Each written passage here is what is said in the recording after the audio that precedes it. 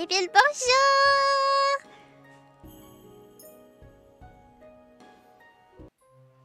Aha! I made it here!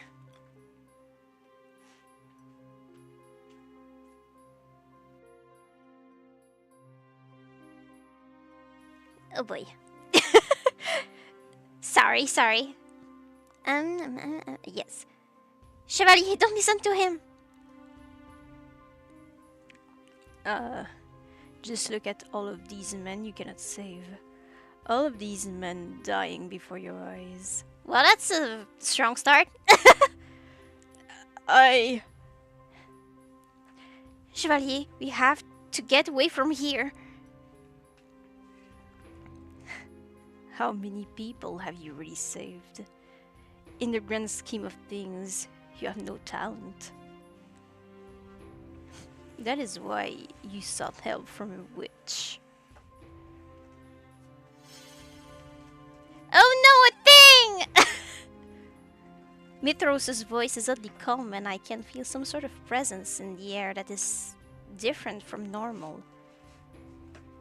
It's moving away! You don't have a clue what I'm talking about. My mom brought a fan from downstairs that we rarely use. And she, brought it away.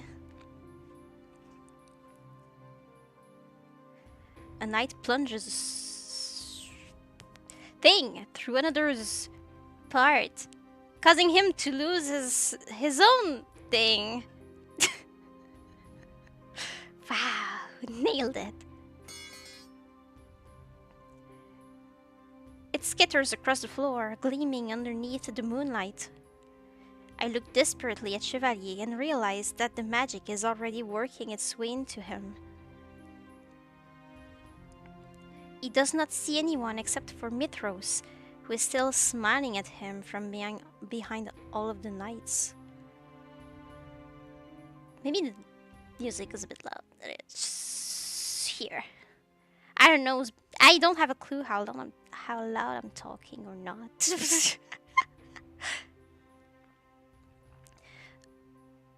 I glance at the sword, remembering what Chevalier taught me.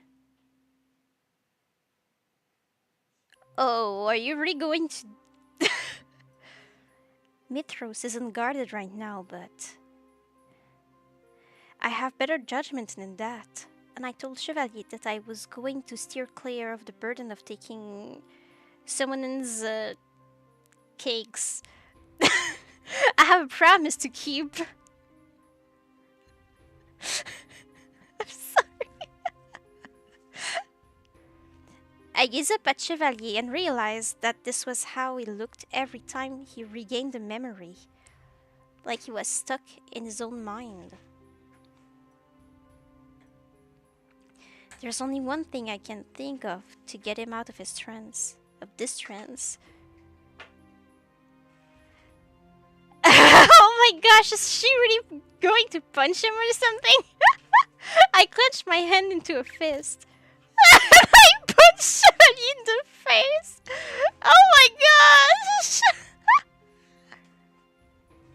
Oh! My face! Impossible! Chevalier's eyes clear, and when he looks at me, I can tell he is distraught, but his eyes are seeing the present, which is good because it's now. Sorry, I thought I lost you. I suppose I needed that, didn't I? Oh my gosh, this guy! He's the only person I've ever seen who'd be like, yeah, I really needed a punch in the face. My gosh. Chevalier smiles sheepishly. It is fleeting and gone by. It is fleeting and gone by the time we both turn to Mithros again. As I get a bit distracted by my mom's antics on the side.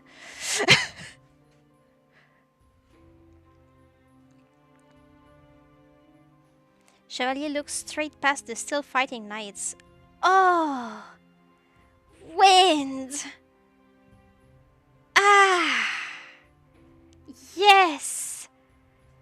Thank you. Ah, this is great. Do you want some wind, Mom?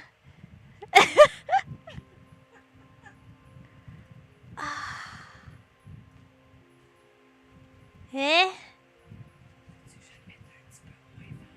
Oh no, that's great. I mean, a little bit. Are you bothered by the sound of the winds?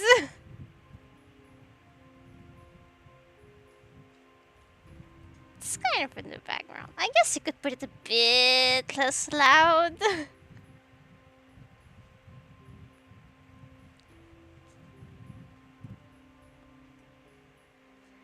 I did like that though.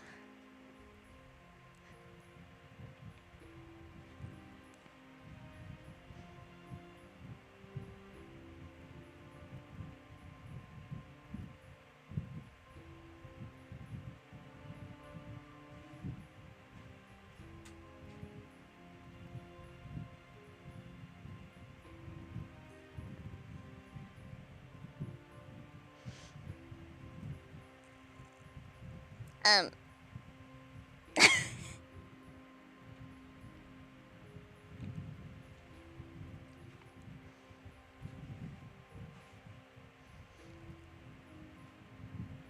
If this bothers Chevalier, which it must, he hides it beneath a neutral expression. How did you break my spell? You cannot even use any magic! Yeah, but I can use my fist!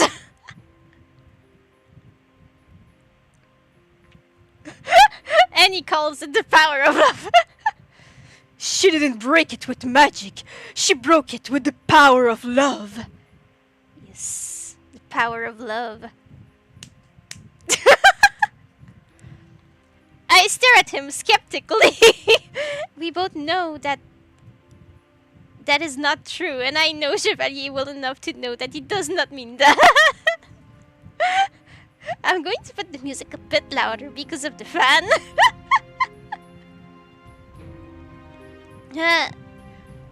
But Mithros looks furious.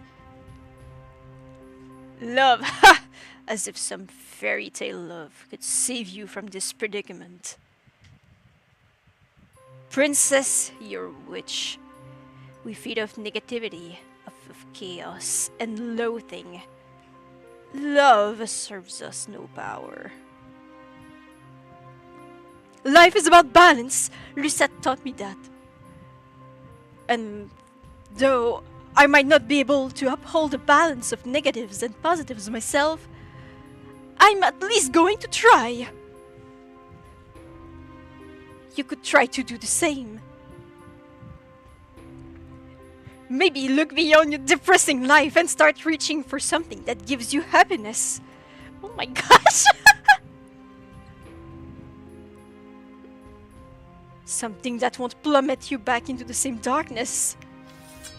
Oh jeez. Mithros snaps his fingers, and all the nights all freeze.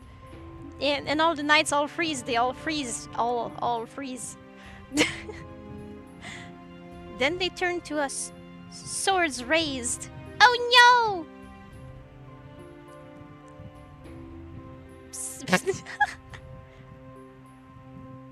I do not need to be lectured by some lovesick fool. By all means, cling to your love. I will show you how fragile it is. Witches do not need love. Mithros holds out his hands, and the knights begin their steady, menacing march towards us. Chevalier takes my hand and pulls me back, but I see my opening in the narrative. Mithros enjoys inflicting pain with his words, and I can do the same.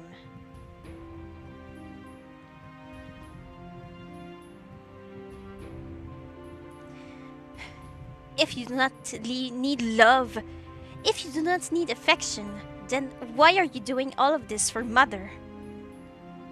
I am not... You are doing it to be recognized. Why? Every student wants to impress their teacher. Nah. His words were calm, but there is a desperation in them. Mother was Mithra's teacher? I had thought he was just reviving her as another witch, but... Do you know Mithros? It was a long time ago. We both shared the same teacher. Teacher? Wait. Waltz, are you? Witch, yeah. Waltz was Mother's student? Everyone knew your mom except from you. I mean, you knew her, but you didn't know her very well. No, I cannot think about that now, but I can use this to my advantage.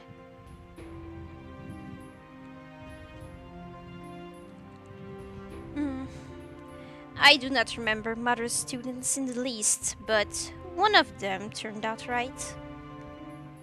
The other did not. And I can see the bitterness in you. It is the same bitterness I held, only yours goes deeper. You will not sway me with your foolish words. The knights begin to rush us. Their run is more of a pathetic shuffle given the harmed state that they are in, but this does not slow them down.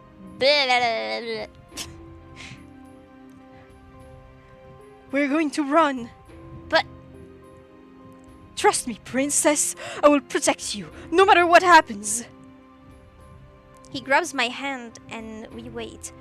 I can see Chevalier's eyes darting around as he searches for an opening. I can feel the pulse of his quickened heartbeat through his hand. Well, I mean, suppose yours too, but anyway, whatever. And I know he's panicking. Oh no! A thing! Suddenly, there is a massive luminescent gold wall in front of us. The knights stumble right into it, their swords hitting the bright barrier. Are you two okay? Parfait rushes to stand in front of us. Mithros' expression is a cold, angry glare. He measures the situation with critical eyes and then he turns away and begins to dart down the hall.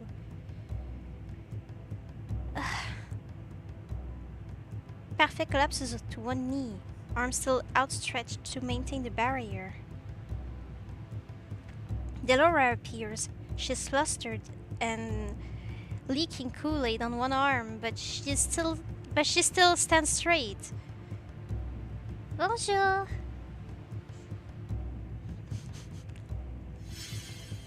Another thing! Delora holds up her hand and summons fire.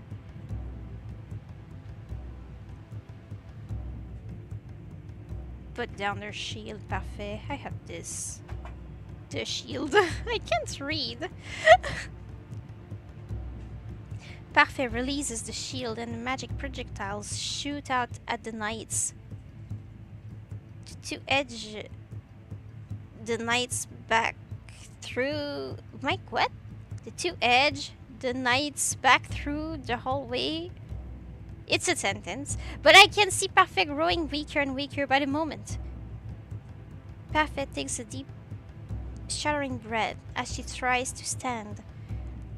When she falls yet again, Chevalier takes a step forward and looks at her urgently. Lady Parfait! I am fine, don't fuss. Her breathing is labored, but she still manages to smile. I fought in the Great War. This is nothing. She looks at me and Chevalier. You two need to leave. But you're... Fine. I just need to gather my energy. Thing! A spell from Delora sends the knight sprawling to the ground after she creates a heavy downpour of rain that quickly turns into ice. We would love that! Please do this here. That'd be amazing. You two keep going. The entrance is clear. I noticed the witches that had been standing behind Mithros approaches now. Bleh. Delora stands at the ready. I can tell that she is hiding a great amount of stress behind her smirk. Parfait slowly gets to her feet. We fight together, Delora.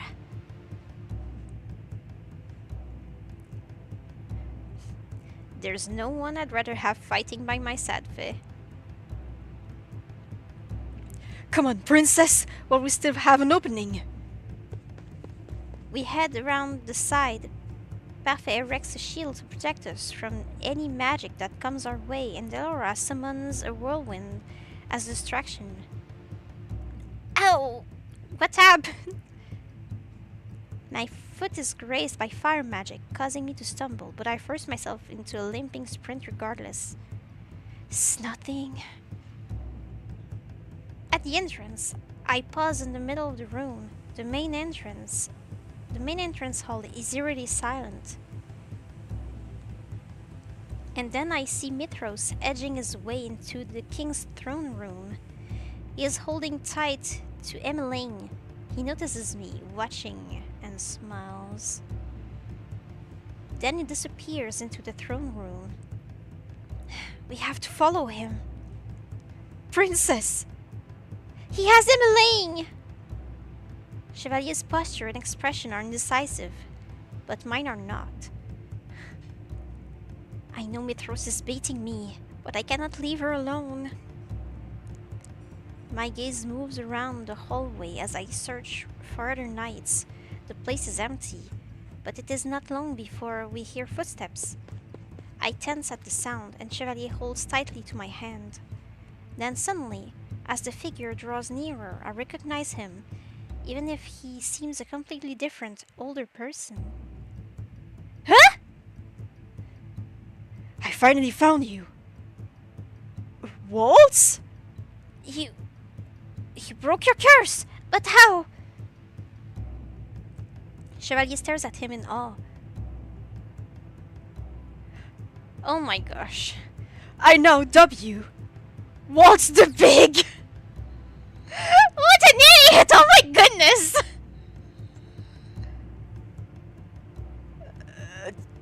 There was never Waltz the Small.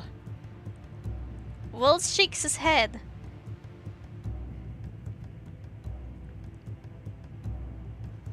And I broke my curse unexpectedly. I actually found the item I needed while I was searching around. But I can explain more later. For now, we have to go after Mithros. Do you know where he is? He is in the throne room. Blah, blah, blah. Mithros stands in the middle of the empty throne room, holding Emmeline to him. He has his hands around her neck. Oh no. We haven't seen her in so long! Oh my gosh, I forgot what she looked like.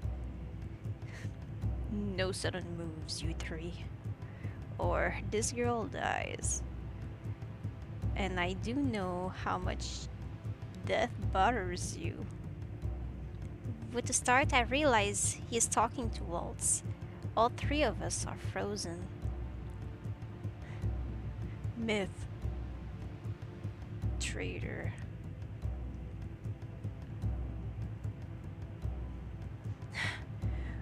Why can't you see that Hildur wasn't trying to teach us? She was trying to corrupt us. Silence, traitor!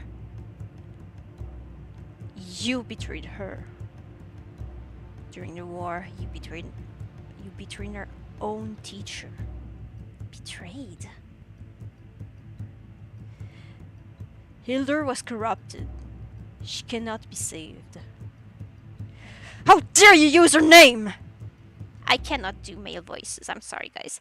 Mithra's fingers tighten on Emmeline's throat. I can see the tears running down her face. Her sobbing is quiet, but it still reaches my ears in the silent room.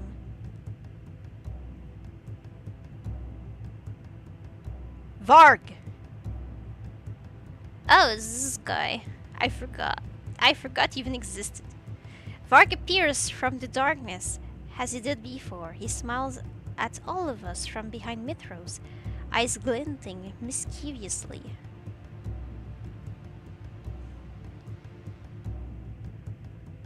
You didn't finish the job.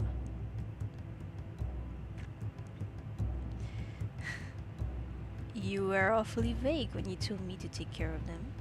You know, most people would assume that meant entertaining them and offering them refreshments. Wow, are you serious?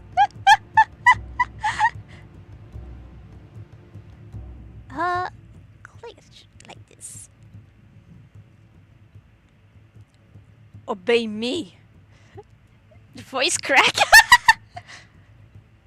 Varg turns to us. He draws the sword he used earlier, his smile fading. I think I see something like pain in his eyes, but then I think it might be my imagination. He looks stoic as he moves towards us. I don't know why I always add an S at toward when I speak. Sorry. When Waltz moves Mithros' hand... When Waltz moves Mithros' hand... tighten over Milene's neck, and she cries out. Chevalier is watching everything quietly. The concern in his eyes is muted by the urgency. I follow his gaze around the room, wondering what he is searching for.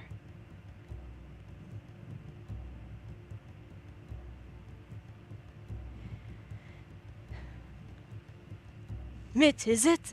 You were injured during the Great War. I tended to you once. Twitched in the stomach. You need the stitches for it. I don't know what is terrible. Oh dear. This atrocious.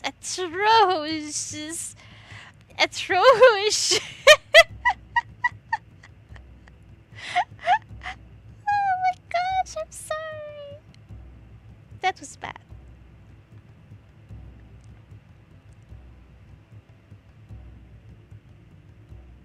I feel Mithros' confusion before I see it. For just a few moments, though, his gaze is centered on Chevalier, his eyes probing him for information.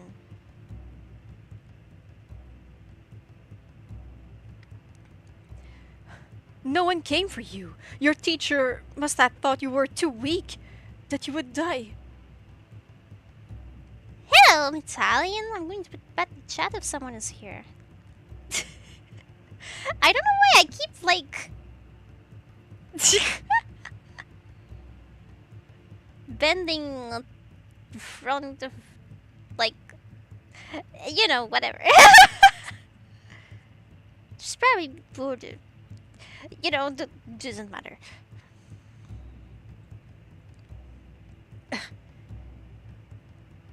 Oh no, Yangi! Mithros' hands fly away from Emmeline's neck as he lunges toward Chevalier with a snarl, his expression mad. The room breaks out into chaos then. I feel the rise of magic beside me as Waltz readies a spell, the tension in Chevalier's body as he prepares to shield me and lastly, I see Varg zip across the room. Oh my gosh! Everything goes white. When I look up, I see Waltz standing in front of me with a shield.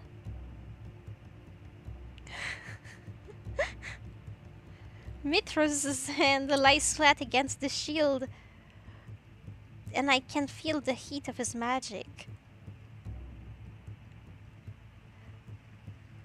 Tongue bending? Is that a new element? I didn't mean like... I don't know what I'm saying actually. Like, I keep bending over to the front because I have this... like... have a piece of wet uh, paper towel on the back of my neck to keep me cool a little bit. And I keep like doing this gesture to have it like stick more to my neck. But that's very weird for the stream. I really exaggerated it this time.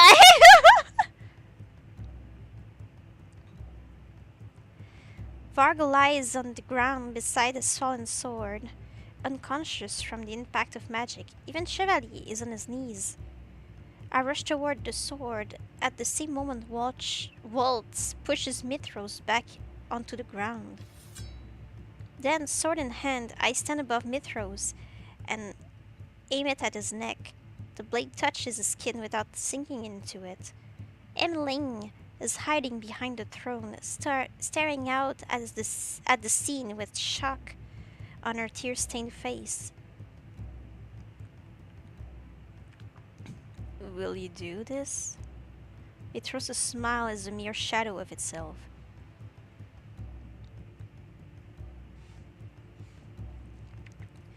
You saw the soldiers in the clinic today. You saw how close some of them were to death. Did you see how the hollow look in their eyes? I have seen that look many times. It is the look of a man who clings desperately to life. Every life is precious, and a life is still life, whether it's vile or not. It is still a responsibility you have to bear. I know how valuable lives are because I have helped so many people. That desperation is in Mithros' eyes now. A man that clings to life. It would be so easy to slice through the sandwich.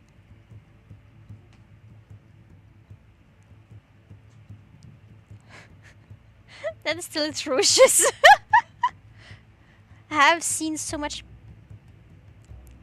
Kool-Aid spills on this night, and it was all caused by Mithros. If I end it now, if I end him, I can't stop all of it. But that would make me no better than Mother. I drop the sword. Mithros actually stops to stare at me in shock. I am not like Mother. I will not do this for revenge.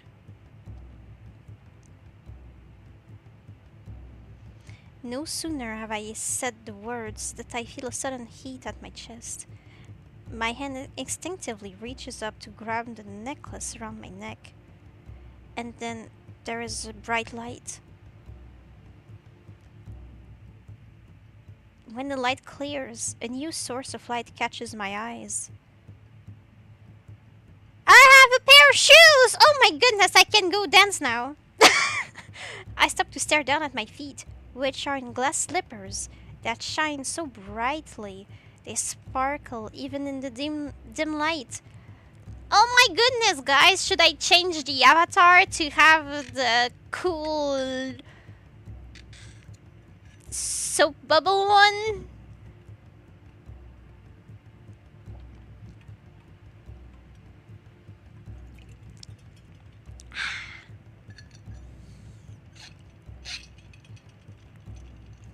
She transformed back.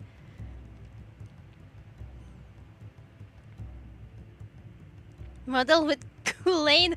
No, I don't have that. Wait.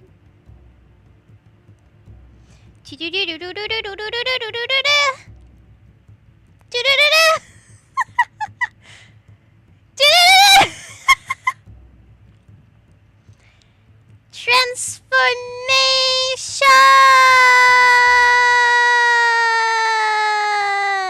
Ta-da!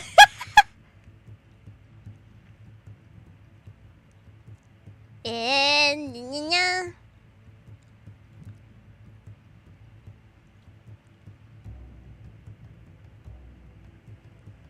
magic transformation.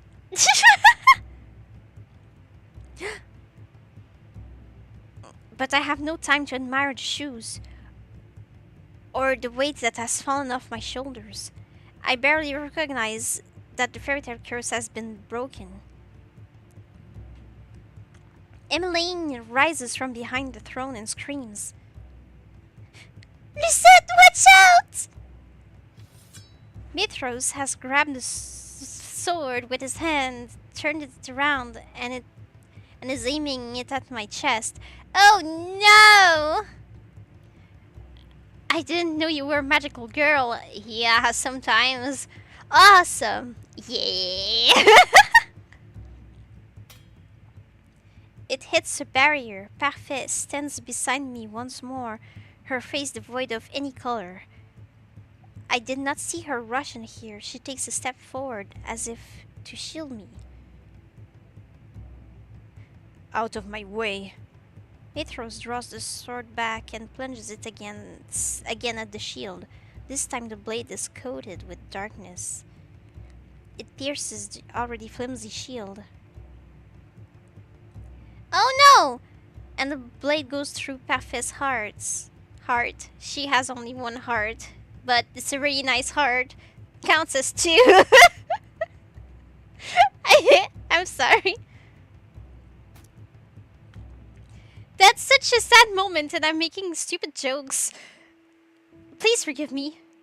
Parfait! Parfait grabs the blade and narrows her eyes at Mithros. I am sorry. Hildred did not appreciate you. Something swells inside of me as I stare at Parfait. The sword is impaled in her, and I can see her eyes go glassy. I cannot speak, cannot breathe. Waltz rushes forward with his magic and pins Mithros forcefully to the ground. He raises his hand, but it never comes down in time. Did she has many hearts? Like a cow? Cows don't have many hearts, they have many stomachs. Octopus have many hearts.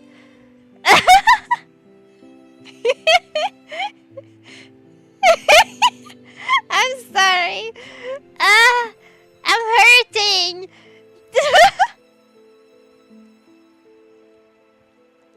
A sword strikes past his shoulder, right at Mithros' neck.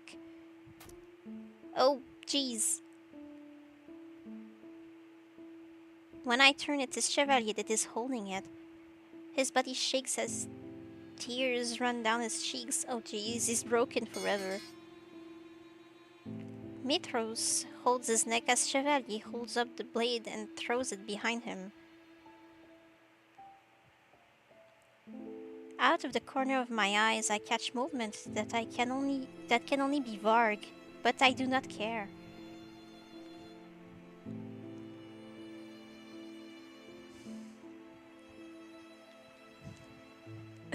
Lady Parfait, do not move. We can take the sword out, we can...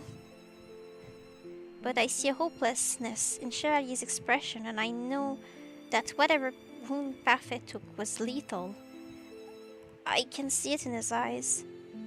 I can see it in Parfait's eyes. There is no need to fuss.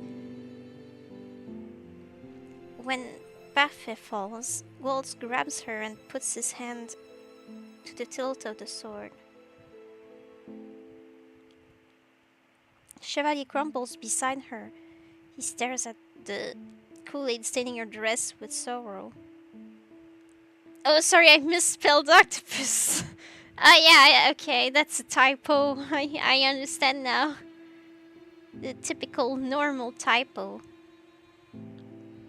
Oh, whoops. I just remembered that I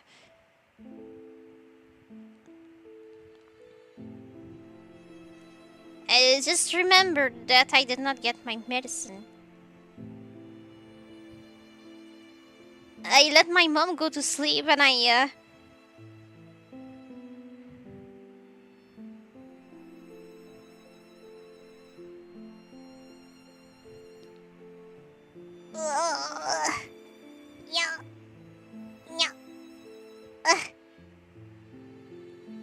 back is okay.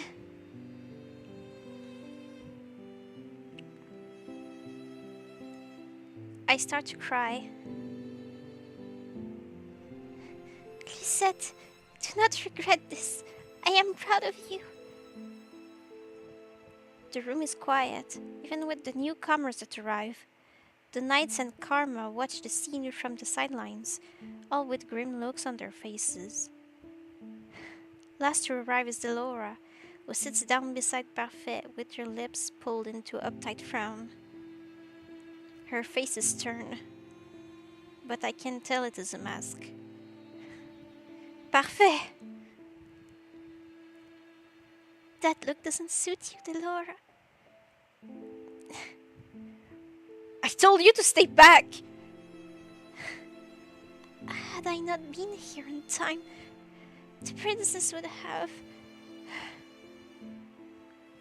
Her words fall apart as she begins to cough.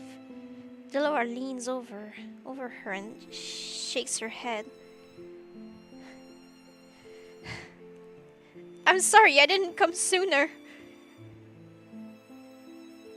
Everything is as it should be, Delora. Parfait cranes her neck to look up at me. Wipe away your tears, Lisette. What you did was a good deed. You spared a man's life. But I...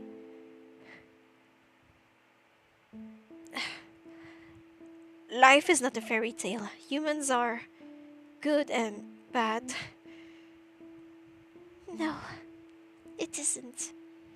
But the fear of death makes life even more valuable. Do not worry, princess. I chose this. Parfait smiles. It is mystifying to see her smile when her body is slowly crumbling away in Waltz's grasp. Parfait's body is what gives out first. Her eyes go next. They remain focused on me, still smiling. Her body begins to glow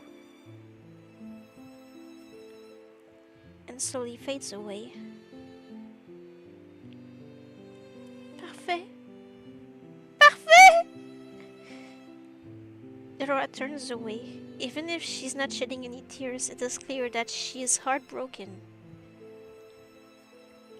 She closes her eyes and releases a shaky sigh. Sweet dreams, my friend.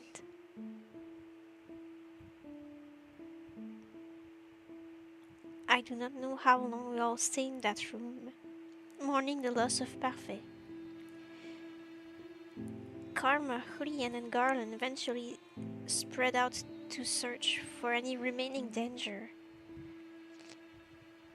At some point, they return with the king and the rest of the family. My reunion with my family is half-hearted. I do not know what to say to people that I hated only months ago. Despite the quiet, they all take me in with open arms. Hello, Skybreath. The king stays by my side long after the others have left. Karma and the knights return to the merchant to tell the others the news. Waltz goes to search the palace for any remaining resistance. Only Delora, Chevalier, the king, and I remain. Chevalier cries. I have never seen him cry before. But his heartbreak is my own. I'm sad because of what just happened in the game.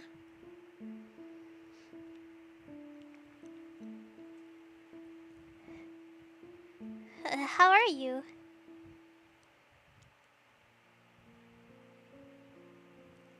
What happened was a nightmare, but it eventually ended. Last night, Varg escaped the throne room. No one saw where he disappeared to in all of the chaos. I am beginning to believe that his feint was a trick.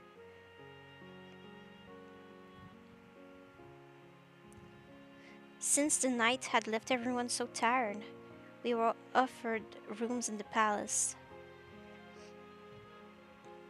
I came to my room with Chevalier, where the two of us attempted to comfort each other with words. Chevalier was especially shaken, being the one to end Mithros' life.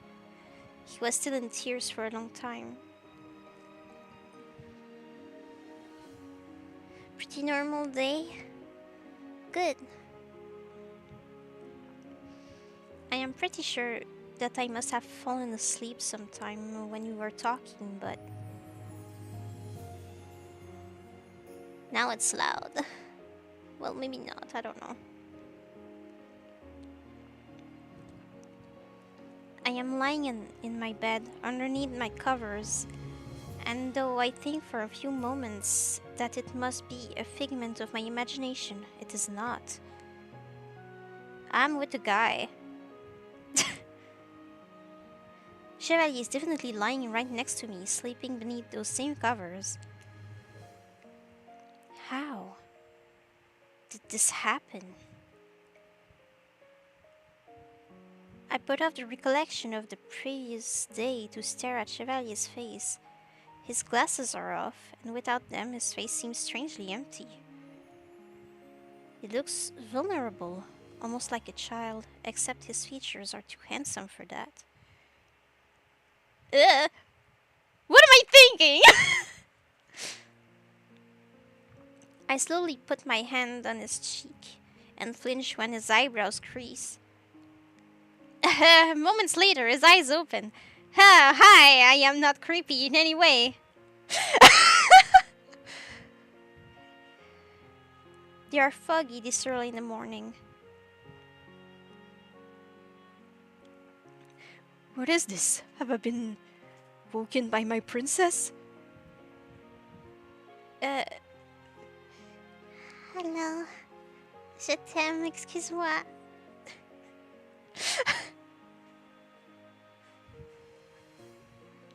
Usually it is the princes who wake their princesses.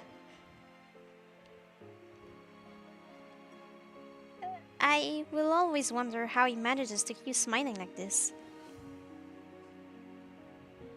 Even when he is in pain, he forces a smile. But you are no prince, and I am not some damsel in distress.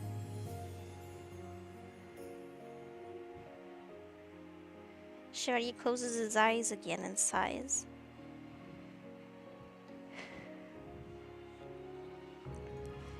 There is only one way to break the spell of sleep.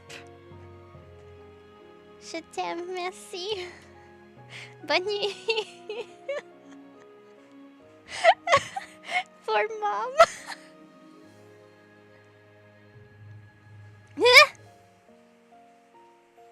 I flush as his lips curl into a mischievous smile. Still his eyes do not open. I think about what happened last night. Parfait Mitros' death. Vark's escape. Everyone else's heartbreak. Before I have to relieve the burden, I can... Bleh. What am I saying? Before I have... What? I'm sorry, I'm going to read the sentence in my head and then I'm going to try to read it out loud because I'm confused.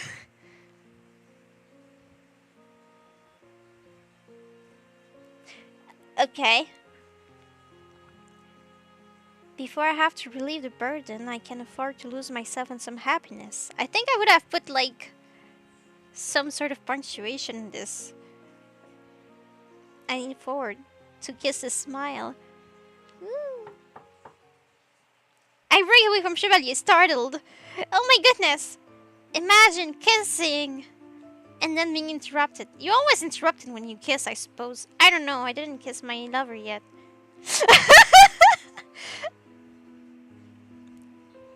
Princess? How distressing. What's the big ruins everything? Don't call him that! I quickly slip out of bed, and Chevalier sits up and puts on his glasses with a yawn. Good morning, good morning, princess. And His eyes widen as he sees Chevalier. What's he doing here? oh my gosh.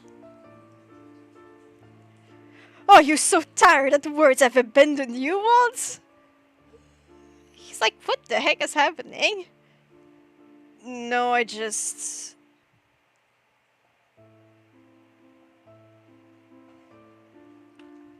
I wanted to see if the princess was doing okay. If you were both alright, actually. He pauses to look at us, his eyebrows furrowed in thought.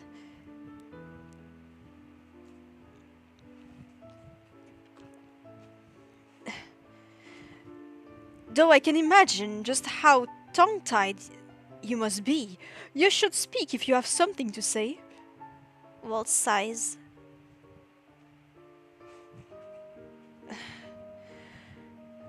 I didn't want to bring this up so soon, but it's been on my mind the whole night.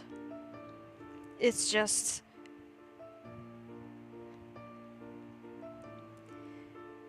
You didn't have to end it this way. That was my job. My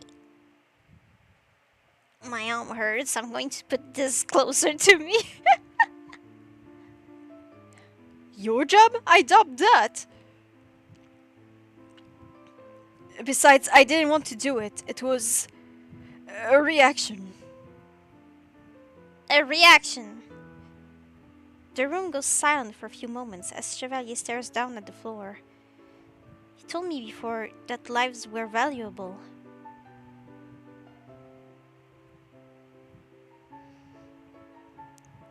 That is why I tried to save Mithros. But in the end, my sparing his life forced Chevalier to carry the burden of his death. He has already told me that it is not my fault. Parfait said that what I did was a good deed, but still. Killing Mithros saved us more casualties. I hope I can convince Chevalier of that. Most likely, he will wrestle with that guilt for a long time. Berk, it smells like cigarettes again.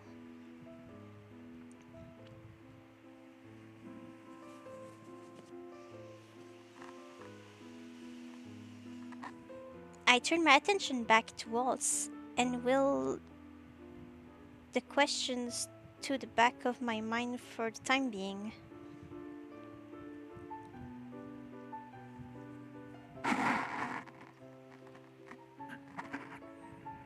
Sorry about that. Waltz, there are questions I need to ask you. About how he broke his curse, about Mother being his teacher, about Mithros. There's so much to ask him, I do not even know where to start.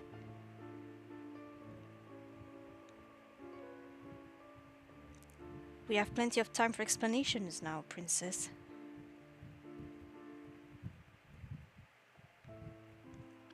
After your birthday, Delora and I will pick up your magic education.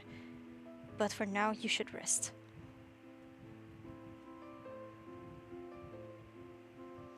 I'll give you the full story of my apprenticeship and curse another day. But Princess, Chevalier...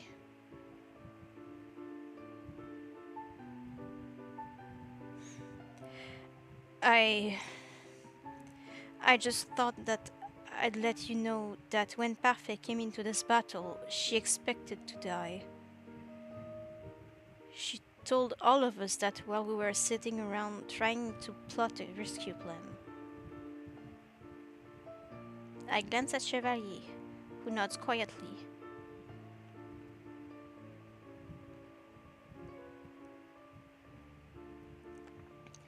Was it because of her frailty after the Great War?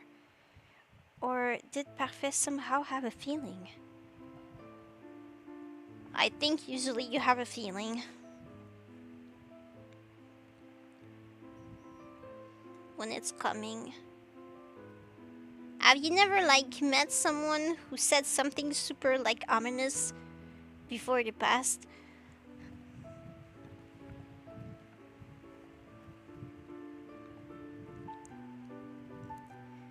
Oh, also, congratulations on breaking your curse, princess.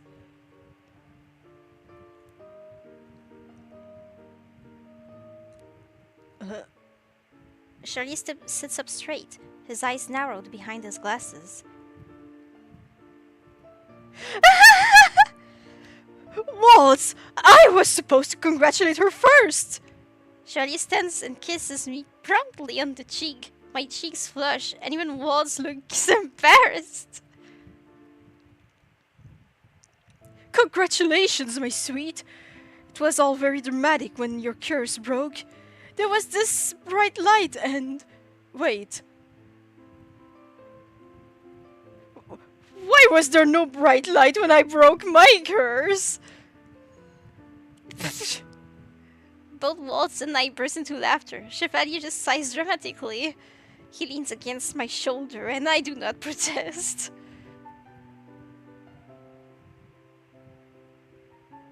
I have a feeling that getting through the memory of last night might be easier with him here.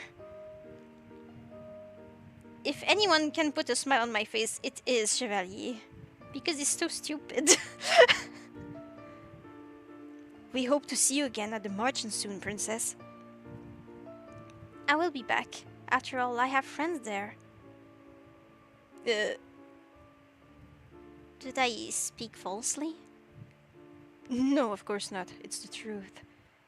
Anyway, I need to get going. I've explained what happened to your father, but you should talk with him privately soon. After everything that happened last night, speaking to the king is the last thing on my mind. But I suppose it must be done. Thank you, Waltz.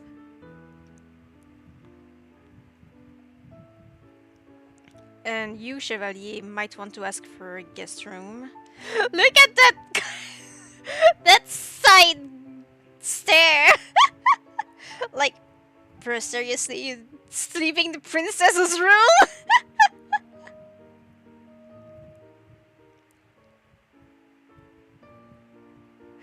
But no bed is as comfy as the princess's! I nudge him without realizing it, but Chevalier just laughs. We promise Waltz that we will see him and everyone else in the margin soon. Afterwards, Waltz hurries out and shuts the door. My eyes go to the edge of my bed, where something shiny catches my eyes. The shoes! The glass slippers are a reminder of everything that happened yesterday. Of the fact that life goes beyond just black and white. Good and evil are subjective. In the end, life is gray, Mother. Both good and bad. But even so, even though fairy tale endings cannot exist, I still want to live my life with everyone else. Mitro centered his life around a single person. He was selfish. I will become someone better than him. Thinking about Mitros makes me remember something. Chevalier, yesterday you said that you took care of Mitros during the Great War. That no one came for him. Was that true?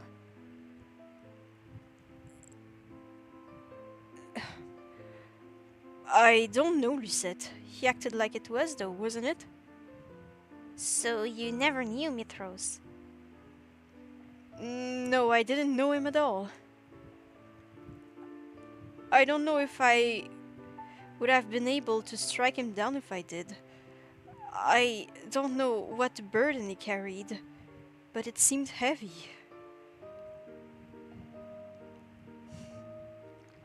I only guessed at what I could say to distract him. I'd heard rumors of a strong witch that went abandoned for many years. That may have been him, It might not have been. Hmm. So deception exists in everyone. But it is not entirely what Mother said it was.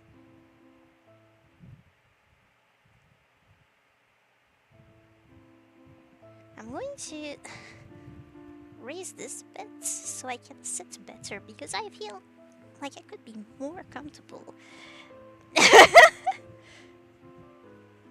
Oh, yeah. You said I need to take my medicine, so I should do that. I'm going to open this. Let's go!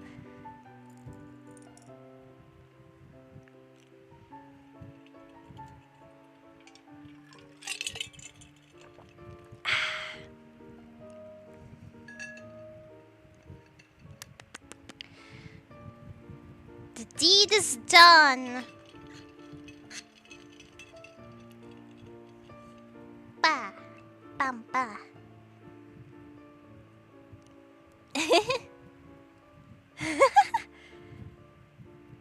Ah.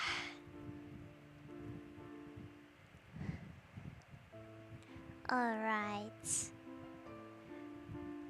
She was nice to bring me my medicine, wasn't she?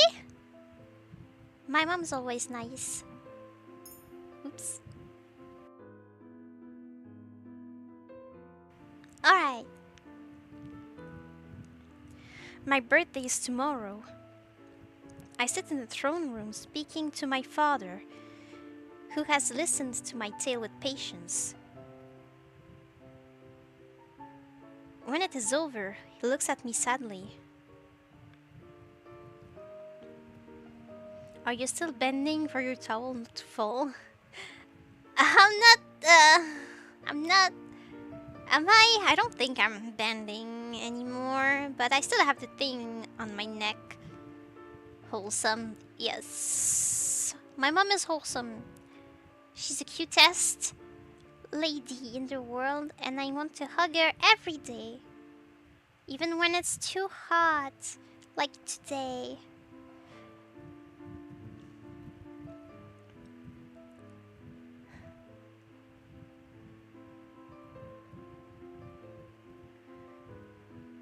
I owe you an apology, Lucette. This whole time you have been on your own, and I couldn't do a thing for you.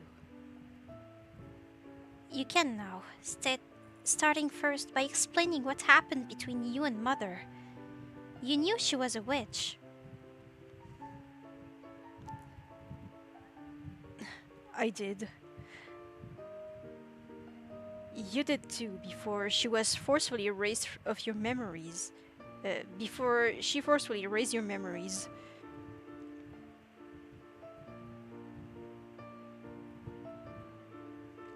I tried reaching out to you many times when you were a child, but my efforts were met with resistance. Still, I cannot excuse myself for what I have done. I truly abandoned you. And I am sorry for that, Lucette. I will explain the story to you, if you give me time. For now, I would very much like to mend my bond with you. To be honest, the king still angers me. He only apologizes now, after all of this has come to light. Whether or not I was difficult to speak to, he still had an obligation to seek me out. He's still late to care, but he is still my father, and I can forgive him. I can learn to trust him again. It will take time, but I would like to mend our bond. I would also like to try speaking with Emmeline, Rod, and Ophelia, but that will take time. The king smiles at me.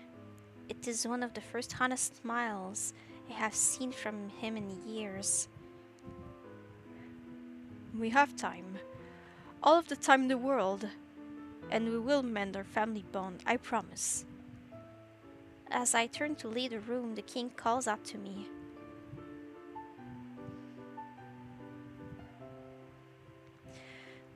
Lucette, I am proud of you.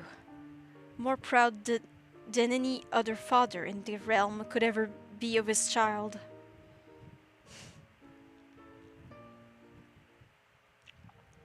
After what happened, we searched for Fritz, but he has vanished. Really?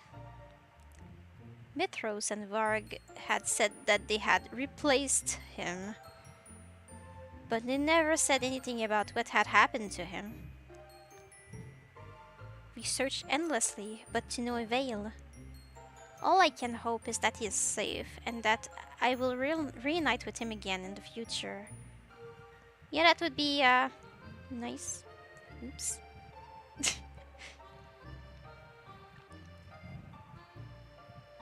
Oh, Walt's performance today was amazing. Don't you agree, Mr. Chevalier? I agree. You ladies looked especially charming with so many lilies floating around you.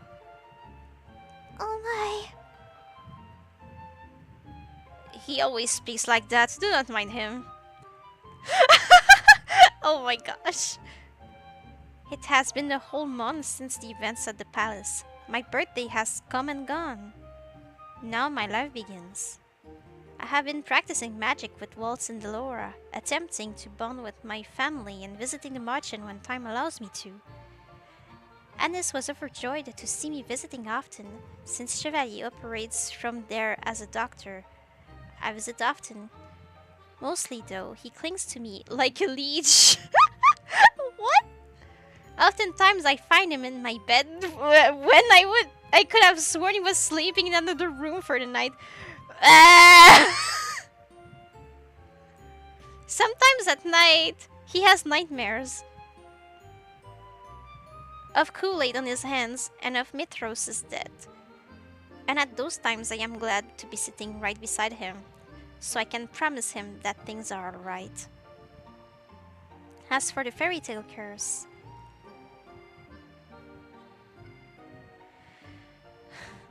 I have no idea how Lucette puts up with you. Rod's voice comes out from between his lips. Now he can actually speak.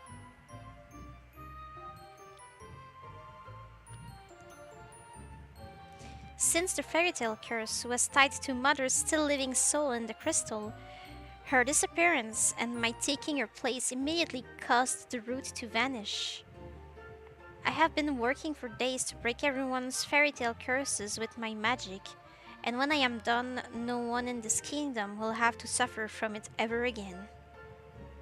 And now the Marchen is not just a place reserved for the cursed. Now it is open to the public. Lucette enjoys it, though. She finds my poetic weavings to be the best in the kingdom. That's not how I would call this. You're like the best court jester of all time.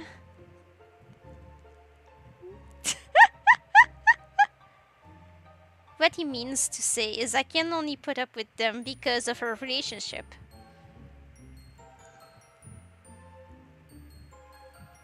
Loving someone so much he can put up with their nonsensical poetry. I thought you were the nice one, Princess Emmeline. No, she has a point. Emmeline focuses her attention on a musician standing off in the distance. She points excitedly, then rushes after them, pulling her brother with her. Her guards follow. Ever since the incident at the palace, we have had more security. I do not blame the king, though it can be tiring at times. I liked him more when Rumpel was Rumpel. It's still the same guy, just has a different name. Luckily, he's more lax with me. When I told Chevalier he was going to be with me, he settled with having Emmeline and I share guards. And so I get to be alone with Chevalier often. father was worried of him at first. Yeah, I understand why. Until he found out he was a renowned doctor. Now he and Chevalier get on well enough. How? He's still a creep. Chevalier takes a step closer to me and I place my hands around his arm.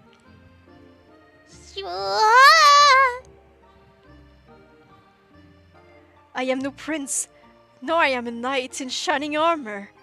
I am only called a knight in French. I am just a doctor who has been blessed with the most beautiful woman in this world. Chevalier begins to lead me through town again. He's one of the only what? He's one of the only constants in my ever-changing life. Yay! He's the one that will always make me smile. And we share a burden. The burden of a friend's death. He's more burdened with nightmares than I am. And while I wish I could do more to help, I can at least listen to him. Just like he listens to me. No matter the burden, it can be overcome. Lucette? Yes? I love you. More than anything in this world. I love you too. We share one kiss, ignoring the spectators in the town with a shared smile. Then we follow after Emmeline.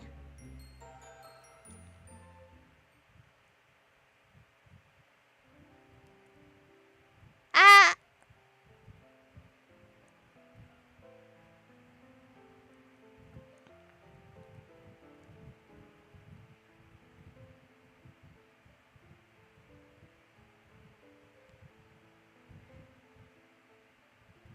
Wow, we did it!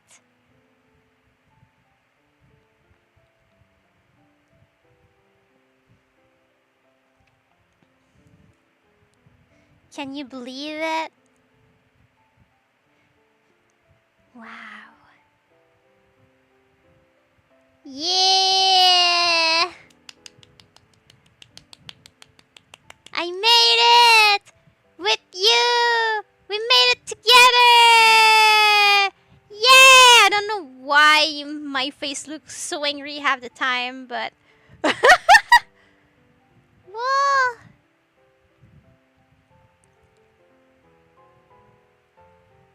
Kissy kiss.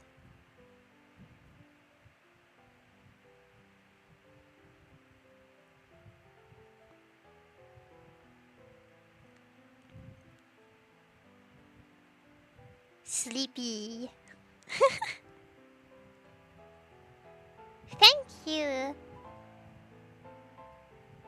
I got one ending out of a bunch of endings.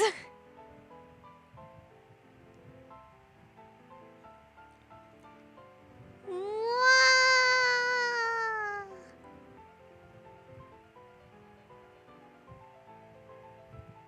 Wow. Thank you for playing Cinderella Phenomenon. Yay!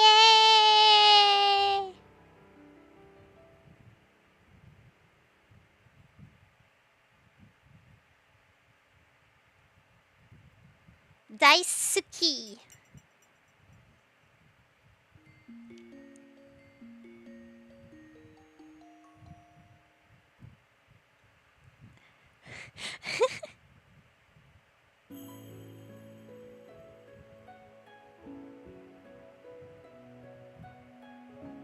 I got one! The two mood of Bubble are angry or surprised, according to her model. Yeah, like why am I never looking anything normal?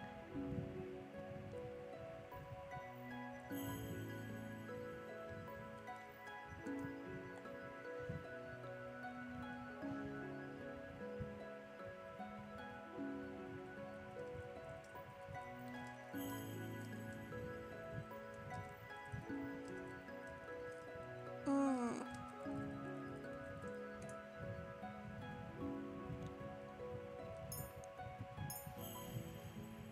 Oh, there are 5 routes. Are you playing the others? Well, not today. But would you like me to play the other routes? I could. This game is interesting. But apparently I made a mistake by starting with Rumble because I was supposed to start with specific routes and continue with others after to like get the story little by little. I got a bunch of spoilers with his with his ending. But yeah, I would be down to play the other routes later because this game was great. But I will miss Rumple. He was my favorite.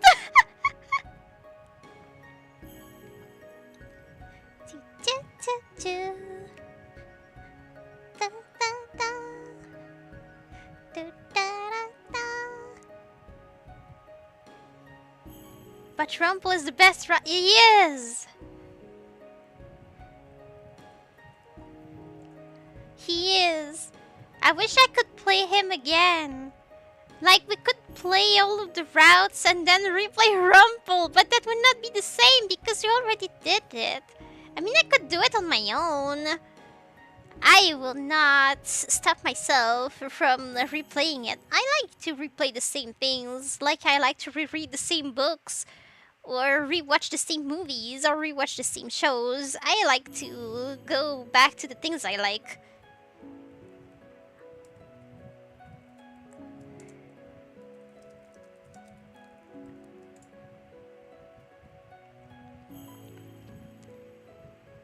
Huh? Wait, I don't even remember the other guys. There is a. Wait.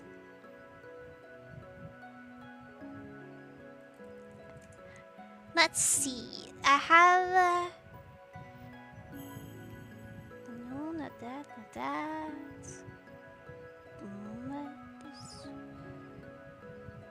This one, I think.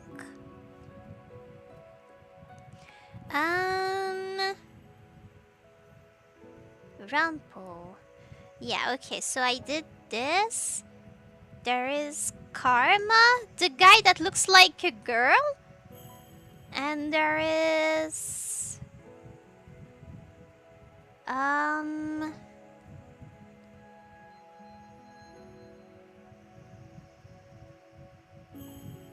Da-da-da.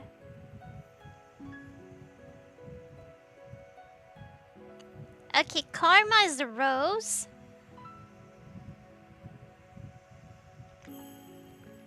So you get Rumble, which we did.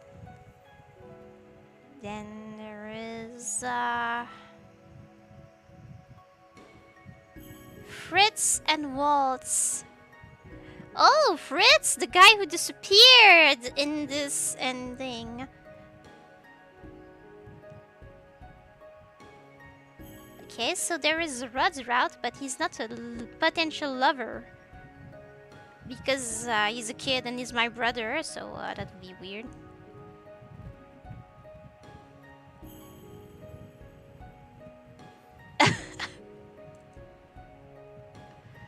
Okay. So yeah, and you get Fritz and Waltz at the end. I see. Fritz, we literally saw him only at the beginning of the game, so you probably don't even know him. And when we got back to the castle, the main girl was worried about him.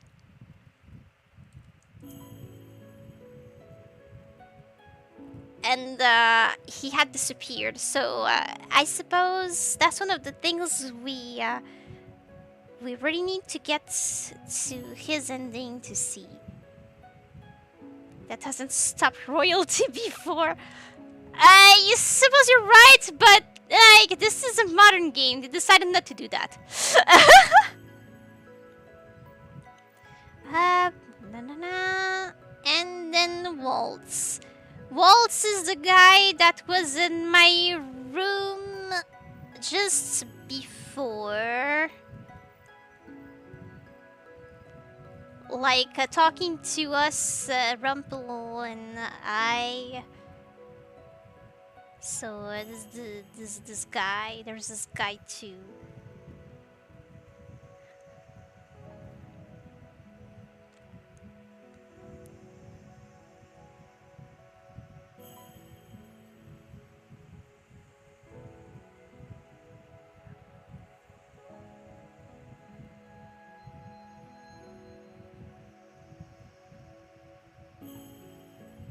Hmm.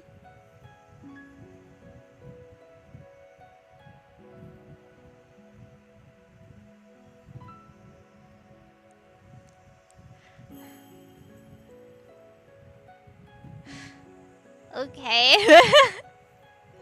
Sorry, I get distracted. So yeah, we know now. Well, we know with the names. You don't have a clue who the heck I'm talking about. Sorry, I just remember Rumble and Lettuce. Lettuce. Lettuce.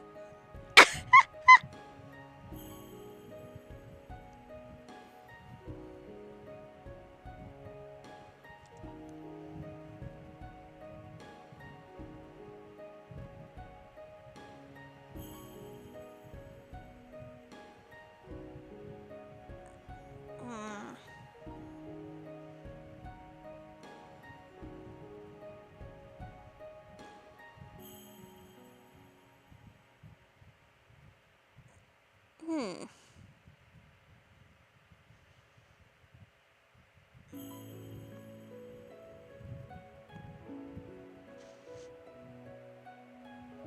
Hmm. I need to stop looking at this. Like, that doesn't matter. What am I? Why am I going through this whole thing? This whole thing.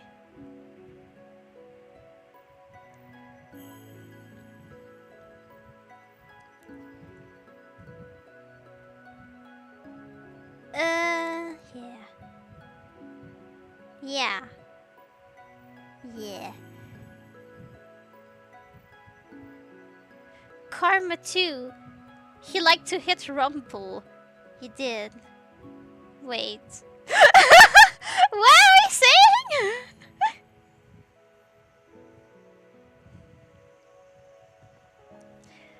uh, uh, uh, uh,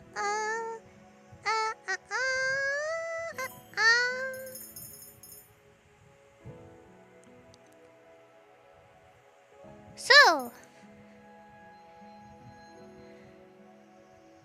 I feel better after playing a bit. So I'm happy about this stream. Thank you. What happened here?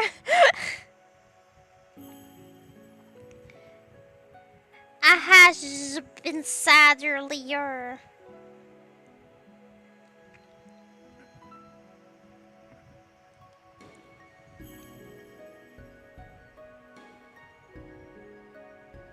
Oops, no.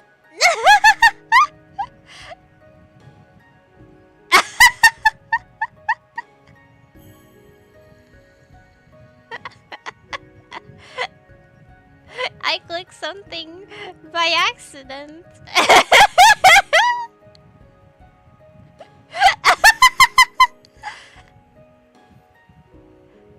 I'm glad you're in better mood now. Yeah, me too. I felt.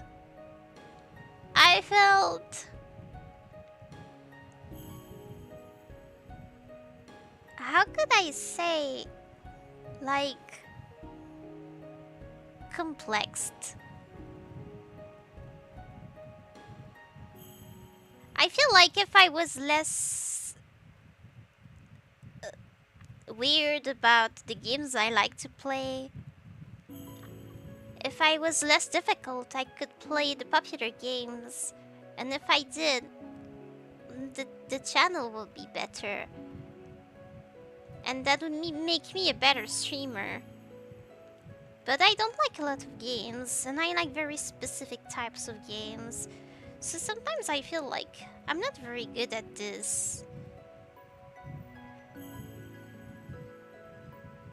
So that made me sad.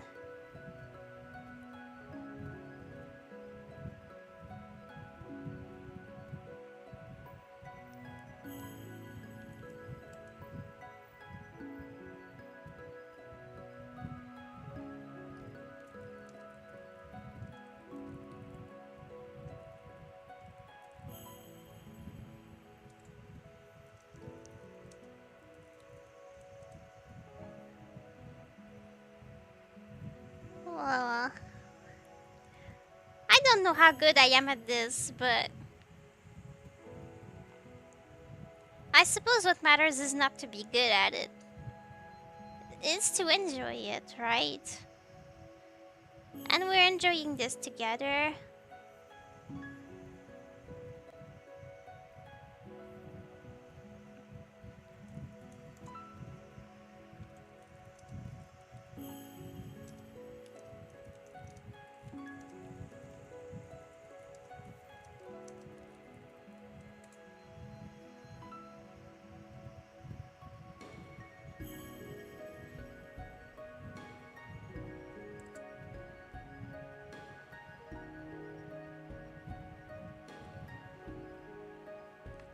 Don't try to compare yourself to others. This only leads to sadness. I suppose so. That's because of the thing my boyfriend said without really thinking. He just said it said something that is totally logical and makes sense. I need to read to see like what the heck he said exactly. So you don't like misunderstand.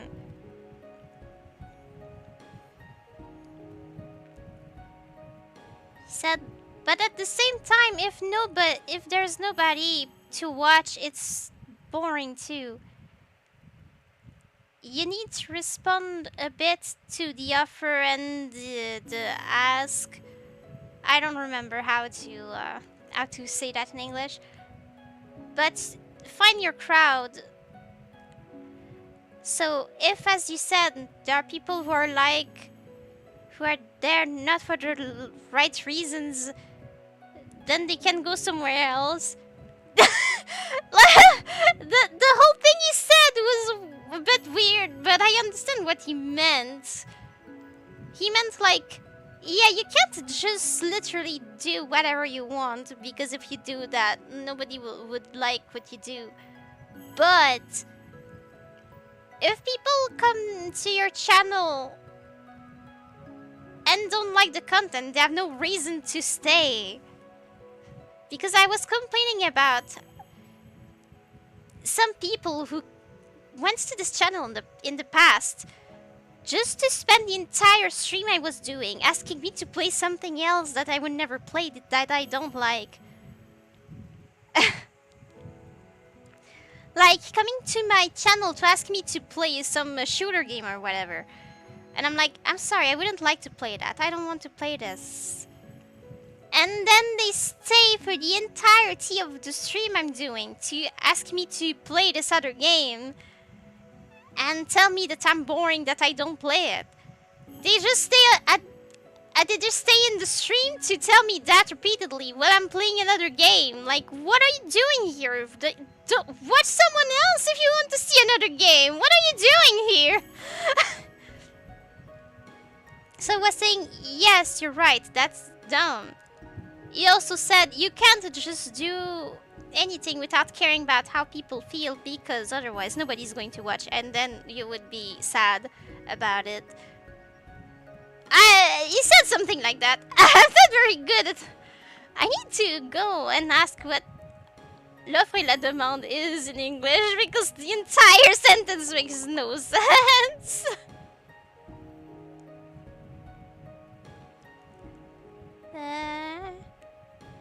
I'm sorry that this was very bad.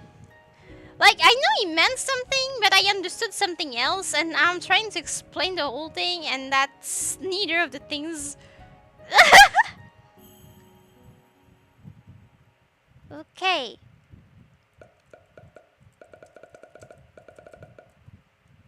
Supply and demand. He once said I had to listen to the supply and demand to... or something.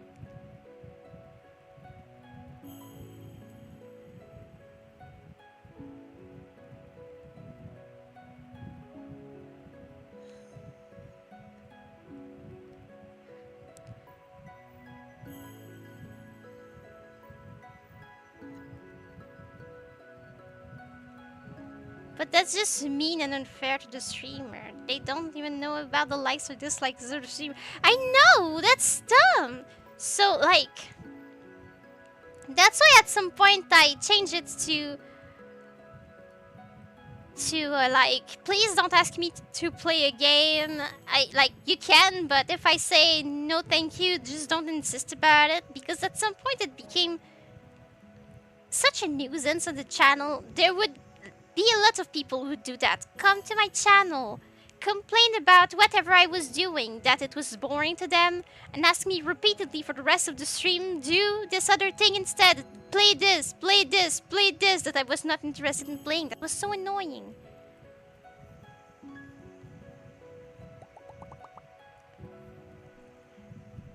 So he wasn't disagreeing with me at all when he said that.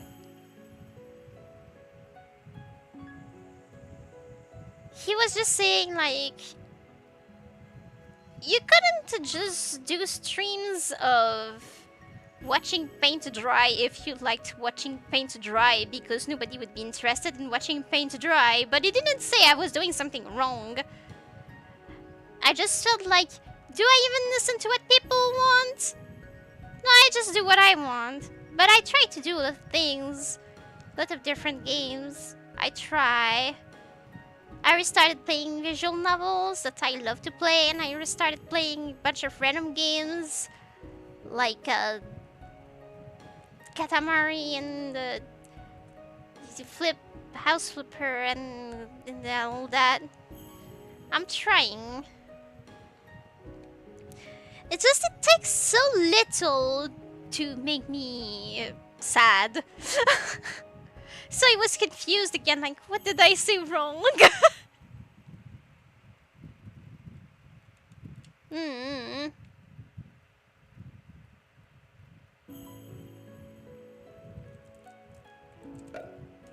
Oops.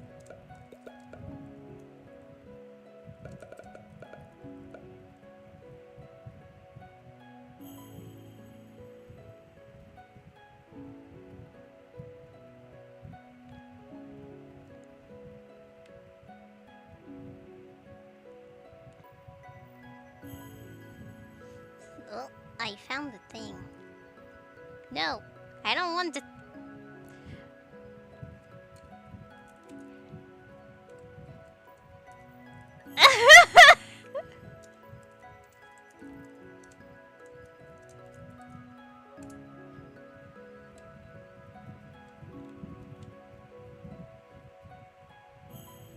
Are we having a paint drying watching on the stream? That's awesome! We don't! That'd be terrible. Oh my goodness.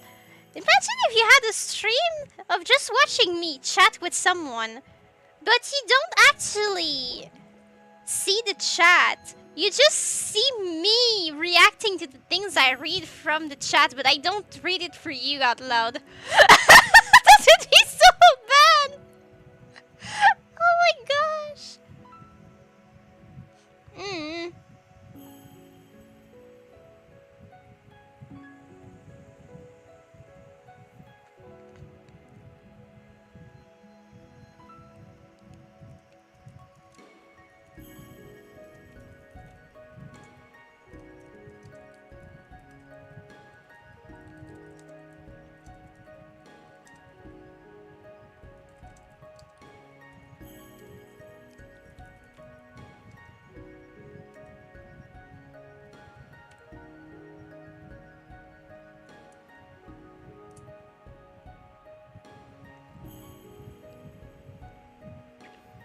This chatting stream is nice too.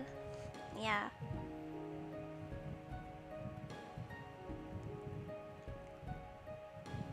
Anyway, thank you, Metalian. Thank you, Skybred, for watching and hanging out with me. Thank you to anyone else who might have watched this or might watch this later.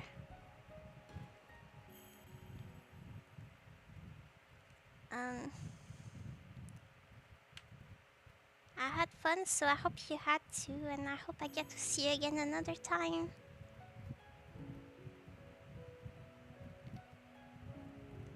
Bye bye.